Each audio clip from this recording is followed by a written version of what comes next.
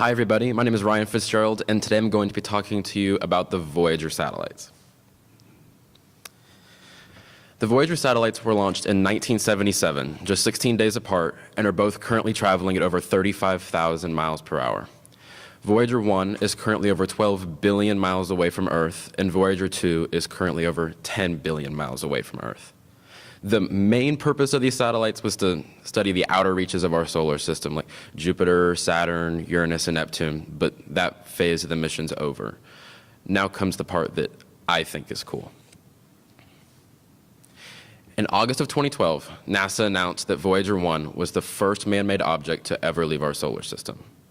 It's way out there. So just to give you a sense of how far out there it is, if this podium was the sun and those bookmark poster things were Pluto, Voyager 1 would be somewhere on the golf course. So what is there to study out there on the golf course? Not that much. Even if there was, Voyager couldn't really study it that well. It's really old. The iPhone in my pocket has way more storage capacity than that huge satellite that was once hailed as being on the forefront of technological innovation. So what's so special? Why am I interested now? These satellites are carrying golden records. I think this is so cool. These golden records serve as an informative greeting card from us, from Earth, to somebody, somewhere out there on the golf course, who may at some time find them and understand what they mean. Yeah, I know that the chances of these actually being found and understood is tiny. Approximately zero. But the thing is that in this case, approximately zero is a lot higher than zero. The famous scientist Carl Sagan once compared putting these golden records on the Voyager satellites to casting a bottle into a cosmic ocean. Carl Sagan was the head of the committee that got to decide what information went on the golden record that maybe somebody would see someday. Let's just appreciate the job that this committee had to do. I mean, that's a heck of a question. If you could say anything about mankind to someone who knows nothing about it, what would you say? That's a question. So I want to show you what the committee decided to put on the record. But before I do that, I just want to point out the challenge of how do you communicate to somebody that doesn't know our language, doesn't know our numbers, and doesn't know a lot of the symbols that we may take for granted, like arrows, equal signs, and maybe even drawings of people. One of the things that the committee wanted to tell the aliens was how tall the average man and woman are. They can't just say 5'9". The United States of America is the only country on Earth that uses the foot as a unit of measure, but it's also the only country in the universe that uses the foot as a unit of measure. So the scientists on the committee had to come up with creative ways to express things like this that are challenges that we have never had to overcome before.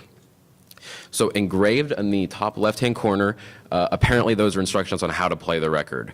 I guess we're hoping the aliens are smarter than I am, because I would not have thought those were instructions. So the first few pictures on the record are what I like to call boring informative stuff. So there's just a bunch of numbers that just kind of lays out just some basic math, boring informative stuff.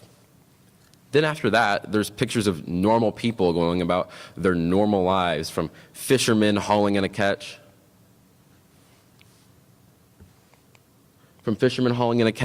to a space shuttle. There's even pictures of airplanes and pictures of children studying in a classroom. But there's not just pictures on the records, there's also audio. There's music from Bach and Beethoven and Mozart to Chuck Berry's Johnny B. Good.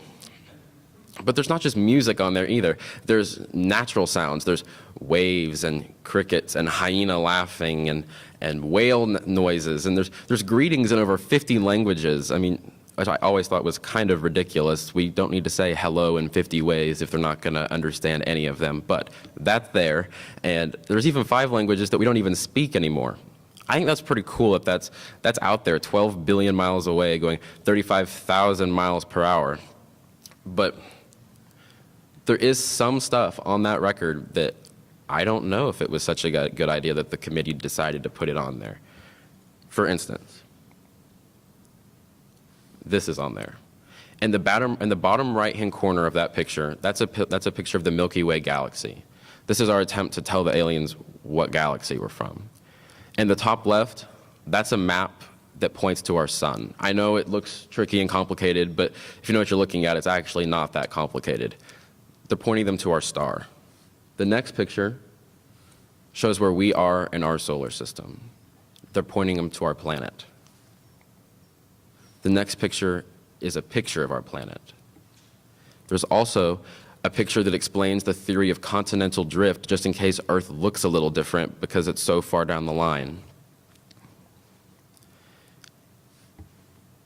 Isn't it weird to think that 12 billion miles away from here, hurling through space, there's a map to Earth that somebody somewhere could find?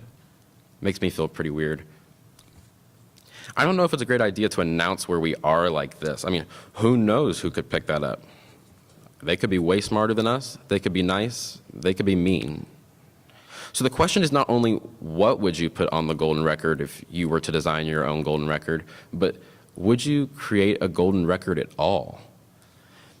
Isn't it weird how few people even know about the golden record, even though the consequences of its discovery could influence all of us? It would be world-changing if someone found that, but I feel like no one really knows about it. Don't we all really have the right to influence what goes on the golden record, since its discovery would affect all of us, not just the people on that committee? I don't know. I want to leave you with one last thing. What would you say? How would you say it? Or would you say anything at all? I believe our answers to these questions may reveal more about us to ourselves than it would to any aliens out there on the golf course. Thank you.